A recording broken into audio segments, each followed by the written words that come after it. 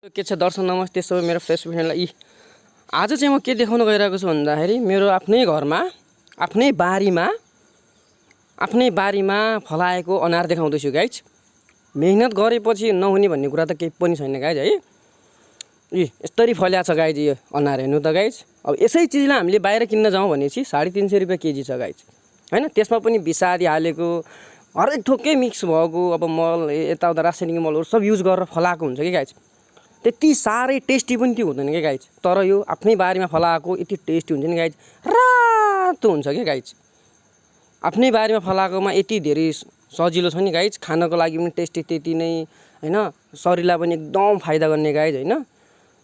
यस्तै छ गाइज, गाउँघरतिर बस्यो भने अर्गानिक चिजहरू आफ्नै घरमा फलाएको चिजहरू चाहिँ खान एकदम सहज हुँदो रहेछ guys. Thank you so much my watching video. मेरो भिडियो हेर्नु हुने सबै महानुभावहरूलाई मेरो भिडियो लाइक कमेन्ट सेयर गर्नु होला भन्ने आश गरेको छु। Thank you so much, love you all my Facebook friend.